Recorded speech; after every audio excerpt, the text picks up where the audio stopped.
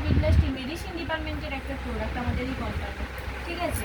এটার মধ্যে আছে অ্যাকচুয়ালি টক্সিন। এটা আমাদের পেটটা কারোর এত সুন্দর পরিষ্কার নয়, কারণ টক্সিনে ভরা। এখন যে চিকেনটা কিনে খাচ্ছে সেটাও ভেজাল, মাছটা কিনে খাচ্ছে সেটাও ভেজাল, শাকসবজিতেও ভেজাল, যা খাচ্ছে ভেজাল, আর সেটা প্রতিনিয়ত আমাদের পেটে গিয়ে টক্সিন তৈরি হচ্ছে।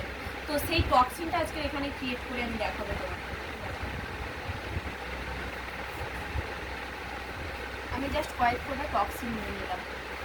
এই যে যত মাছ মাংস এটা সেটা রান্না করা তেলাক্ত কিছু খেয়েছি সেটা টক্সিনে পরিণত হয়ে গেছে। এবার এটা হয়ে যাওয়ার পর এটা এখান থেকে তো বেরোতে হবে। এরকম সব 100খানা করে জেল থাকে, সব জেল, ঠিক আছে। এবার এটা খাওয়ার সময় আমরা গিলে খাবো, যেহেতু আমি তোমাকে কাজটা দ্রুততার সঙ্গে দেখানোর জন্য এর নির্যাসটা এর মধ্যে দিয়ে দিলাম।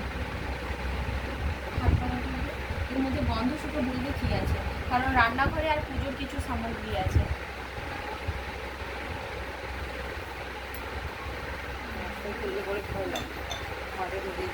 এটা খাওয়ার পর 2 থেকে 3 মিনিটের মধ্যে একটা ঠান্ডা ঢেকে উঠবে, আর পুরো পেট থেকে ঠান্ডা হতে হতে নালি পর্যন্ত উঠে আসবে। তুমি বুঝতে পারবে যে কিছু একটা খেয়েছি। প্যান্ডি, প্যানফর্টি, রেমট্যাগ, ওমেজ এগুলো কত করে নেয়, আর এর সাইড এফেক্ট থাকে। এখন টিভিতেই দেখছো যে গ্যাসের ট্যাবলেট খেতে বারণ করছে, ঠিক আছে, কিন্তু এটার কোনো সাইড এফেক্ট নেই। এর মধ্যে কী কী আছে আমি যদি বলি তোমাকে অবাক হয়ে যাবে। এর মধ্যে আছে লবঙ্গ, পুদিনা, কর্পূর, আজওয়ান, বিটনুন। এগুলো কী করবে? আমরা জোয়ান কখন খাই মূলত? গ্যাস অম্বল হলে, খাওয়ার বেশি হয়ে গেছে, কেমন হচ্ছে শরীরটা, তখন আমরা জোয়ান একটু নিয়ে খেয়ে নিই না?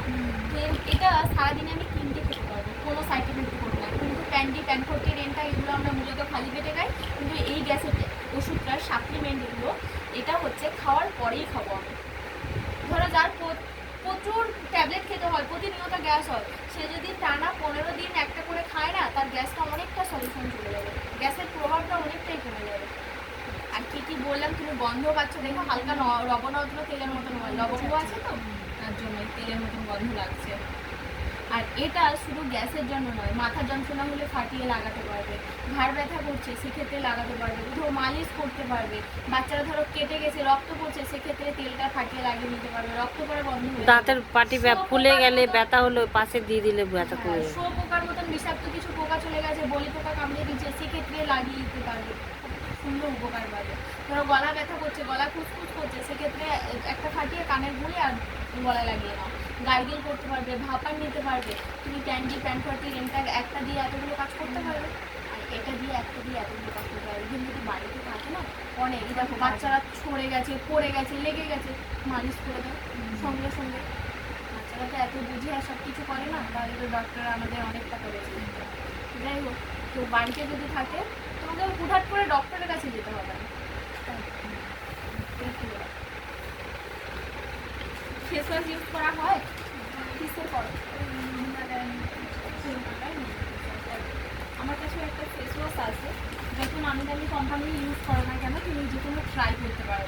এটা দেখে চিনতে পারছি এটা কি? Johnson and Johnson